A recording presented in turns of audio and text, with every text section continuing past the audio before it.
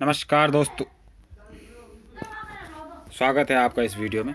तो दोस्तों, जैसे कि आपने पिछली वीडियो को बहुत पसंद किया और आपने कमेंट में लिखा है कि हमें एमसीक्यू की वीडियो चाहिए सर, तो उसी के रिक्वायरमेंट के अनुसार हमने ये वीडियो बनाई है और एमसीक्यू तैयार की है। तो दोस्तों, ये वीडियो मेन फोकस रहेगा आपका सेक्शन ए पे, और सेक्शन बी पे भी वीडियो बनाएंगे। आप बस कमेंट में लिखिए कि सर हमें ये वीडियो चाहिए, इस टॉपिक पे चाहिए। बस आपको इसके बाद यानी इस वीडियो के बाद जो आपको जिस टॉपिक पे वीडियो चाहिए उस पर कमेंट में लिखिएगा। और आपको असिस्टेंट रजिस्ट्रार का एग्ज़ाम क्वालिफाई करने से कोई नहीं रोक सकता दोस्तों, अगर आप वीडियो को फॉलो करते हो। और इसी जो मैंने क्वेश्चन बनाया दोस्तों ना, ये हैं पिछले जितने भी प्रीवियस ईयर के क्वेश्चन हैं उन्हीं से रिलेटेड। जैसे कि पिछले प्रीवियस ईयर में क्वेश्चंस आए हैं वैसे ही क्वेश्चन बनाए हैं। तो ऐसी इसी टाइप के क्वेश्चन आएंगे। एनटीए यूजीसी नेट पेपर आपका बनाएगा तो इसी टाइप का बनाएगा। तो पहला क्वेश्चन, और अगर दोस्तों आपको वीडियो अच्छी लग रही है तो इस चैनल को सब्सक्राइब कीजिएगा और जितना हो सके शेयर कीजिएगा, ताकि और दोस्त भी हम इस वीडियो का फ़ायदा उठा सकें। तो पहला क्वेश्चन बनता है आपका कि which committee first time to set that panchayat should be a constitutional body. तो दोस्तों, सबसे पहले ये बात बनती है कि क्या ये जो बॉडी थी पंचायती राज सिस्टम जो है पहले से ही कॉन्स्टिट्यूशन में था? नहीं दोस्तों, ये हमारा ऐड हुआ है 73rd कॉन्स्टिट्यूशनल जो अमेंडमेंट एक्ट था उसके बाद ये 1976 का, उसके बाद ये हमारे कॉन्स्टिट्यूशन में क्या हुआ है, ऐड हुआ है। तो क्वेश्चन हमारा क्या है, कॉन्स्टिट्यूशनल स्टेटस किसने देने को बोला है इसको, किस कमेटी के द्वारा? पहला है BR मेहता, दूसरा है अशोक मेहता, चौथा है GV राव, तीसरा है तुम्हारा LM सिंघवी। तो जो इसका करेक्ट आंसर है वो है दोस्तों। और दोस्तों, वीडियो को पॉज करके ही आंसर देने की एक बार ट्राई करें, क्योंकि यही आपको फ़ायदेमंद होगा और पेपर में। तो आंसर है इसका LM सिंघवी। एक और क्वेश्चन क्या बन सकता है इसमें?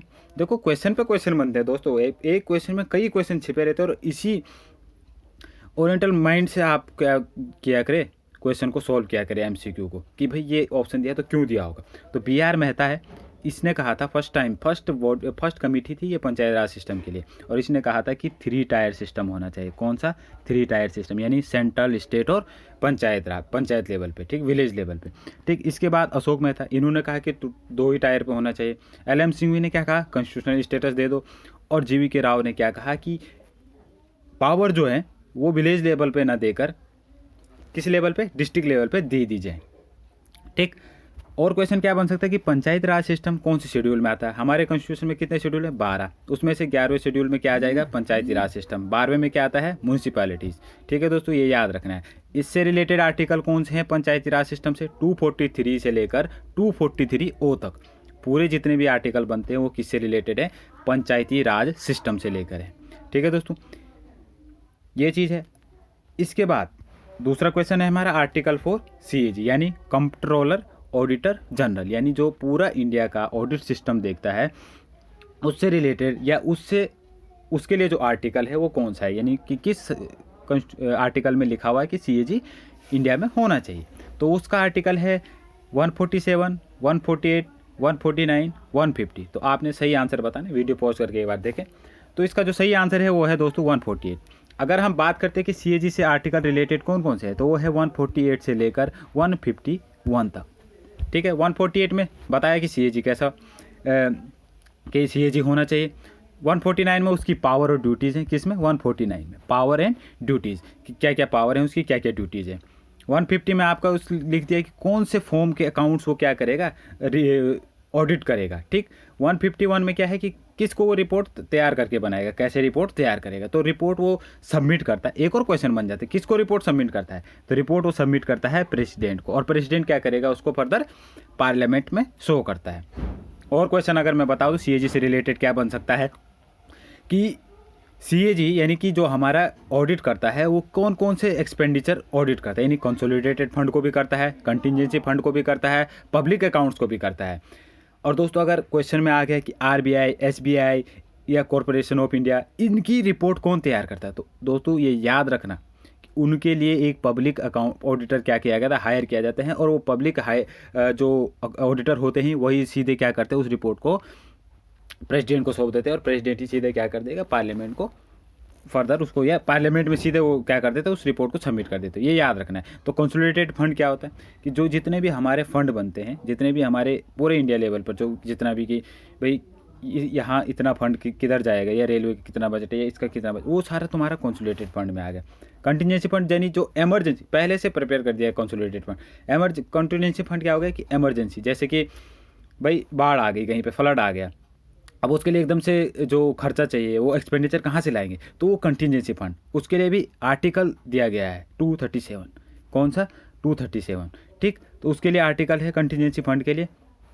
उसके बाद हम बात करते हैं कि जो तुम्हारा ये है जो कंटिजेंसी फंड का आर्टिकल है वो होगा तुम्हारा 267। सॉरी दोस्त, ये याद रखना, कौन सा? 267। ठीक, अब पब्लिक अकाउंट जैसे कि पीएफ हो गया, या तुम्हारे जितने भी प्रोविजन फंड बन गए जो भी, ठीक है, या पेंशन होगी, ये सब क्या आ गए तुम्हारे, ये किसी के सेविंग अकाउंट्स है, वो तुम्हारे पब्लिक अकाउंट्स है। उसने डायरेक्ट किसका, उसका कुछ फायदा नहीं, उसका सीधे कैसे पब्लिक का है वो पैसा। ठीक है, तो वो हो गया तुम्हारा पब्लिक अकाउंट्स। तो सीएजी के बारे में हमने जाना आर्टिकल 148 के अंडर। ठीक, अगला क्वेश्चन बनता है हमारा article 4 national commission for ST और एसटी। ठीक, तो इस क्वेश्चन का आंसर दोस्तों पहले article 338, option B 338 B, option C 338 A, option D 339। तो जो सही आंसर है इसका वो है 338 ए।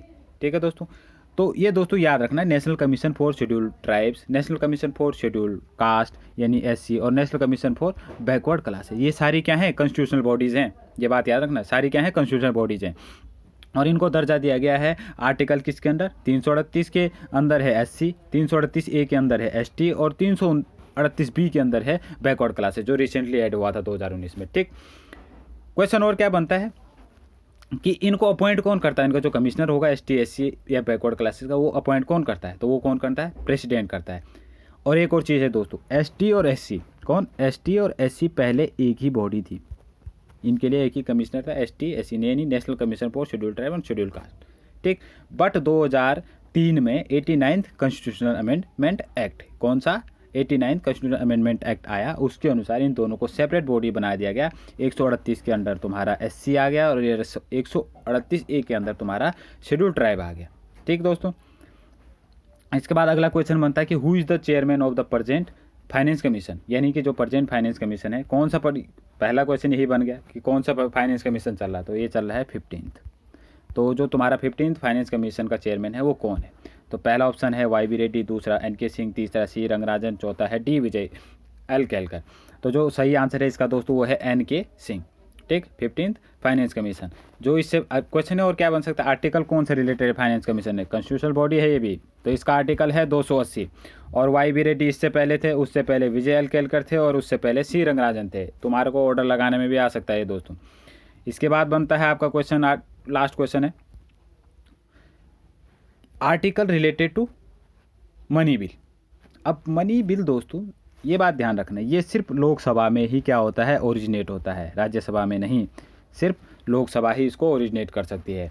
अगर लोकसभा इसको पास करके, इस बिल को पास करके राज्यसभा के पास देती है, तो राज्यसभा को मैंडेटरी होता है उसको पास करके वापस देना। अगर वो 14 दिन तक अपने पास ही रखती कि या हम नहीं कर रहे पास, तो वो अपने आप ही पास माना जाएगा। अगर रिकमेंडेशन देती है कि भाई इसमें ये चेंज करो, तो वो लोकसभा पे डिपेंड करता है कि वो उस रिकमेंडेशन को माने या ना माने। ठीक है दोस्तों, इसके बाद जो आर्टिकल रिलेटेड है मनी बिल से वो है आर्टिकल 110। अब इसमें देखो जितने भी आर्टिकल हैं इसमें 112 है फाइनेंशियल स्टेटमेंट के, एनुअल फाइनेंशियल स्टेटमेंट, बजट कहीं भी नहीं लिखा है। 112 आर्टिकल में फाइनेंशियल स्टेटमेंट की डेफिनेशन दी है। 113 डिमांड फॉर ग्रांट्स, यानी कि जो अभी जितनी भी ग्रांट्स के नाम डिमांड करेंगे वो किस बेस पे करेंगे, वो आर्टिकल 113 में लिखा गया है। 267 में कंटिजेंसी फंड, अभी बताया आपको 267 कंटिजेंसी फंड क्या होता है, कंसोलिडेटेड फंड क्या होता है, पब्लिक अकाउंट्स क्या होता है। तो ये था दोस्तों आपका मनी बिल से रिलेटेड। अब इसके बाद दोस्तों क्या होगा कि जैसे कि क्वेश्चन और भी बनते हैं हमारे कि भैया जैसे कि अभी मैंने रिसेंटली देखा था कि जो तुम्हारे इसमें पब्लिक अकाउंट से रिलेटेड जितने भी बनते हैं, अब एक था कि एजुकेशन, यानी कि एजुकेशन बहुत मेन टॉपिक बनता है किसका, इसमें तुम्हारा असिस्टेंट रजिस्ट्रार के लिए। तो इसमें जैसे कि तुम्हारे लिए ये पूछ लिया उन्होंने कि जो हमारा कौन सा SDG यानी कि कौन सा सस्टेनेबल गोल बनता है इससे रिलेटेड, किससे रिलेटेड, एजुकेशन से रिलेटेड। तो वो है दोस्तों तुम्हारा कौन सा, ये STG 4 क्वालिटी एजुकेशन होनी चाहिए। ठीक है दोस्तों, और एजुकेशन से रिलेटेड एक और क्वेश्चन भी बन जाता है कि भाई कौन सा कि ये किस लिस्ट में पड़ता है। जैसे कि हमारे शेड्यूल 7 में 3 लिस्ट दी गई हैं, कंकरेंट, फेडरल और स्टेट लिस्ट। तो ये जो एजुकेशन बैठता है हमारा किस में, कंकरेंट लिस्ट में ऐड होता है। ठीक है, तो मतलब इसमें जो तुम्हारे लोअर कानून कौन स्टेट भी बना सकता है और राज्य भी, वो सेंटर भी बना सकता है। ठीक, अभी हमारे जो प्रेजेंट CAG, आज आपके लिए क्वेश्चन है, कमेंट बॉक्स में आपने आंसर देना है। तो प्रेजेंट CAG हमारा कौन है। ठीक, दूसरा क्वेश्चन बनता है एजुकेशन मिनिस्टर कौन है। तीसरा क्वेश्चन क्या बनता है कि एजुकेशन मिनिस्ट्री को अभी जैसे कि हमारी HRD मिनिस्ट्री थी तो उसको एजुकेशन मिनिस्ट्री कर दिया गया है, तो कौन से ईयर में किया गया, 2019, 2020 या 2018। ये क्वेश्चन इस टाइप के बन सकते हैं इससे, एजुकेशन से रिलेटेड। तो दोस्तों आज की वीडियो में इतना था। अगर आपको वीडियो अच्छी लगती है और आप चाहते हो कि इस टॉपिक पे बना, तो कमेंट बॉक्स में कमेंट कीजिएगा कि सर हमें इस टॉपिक पे वीडियो बनानी है या इस टॉपिक पे वीडियो चाहिए, तो उस टॉपिक पे आपको वीडियो मिल जाएगी। और दोस्तों एक और चीज़ है, आपने इस असिस्टेंट रजिस्ट्रार के इस एग्ज़ाम को क्वालिफाई करना है। ठीक है दोस्तों, तो आज की वीडियो में इतना ही था। Thank you.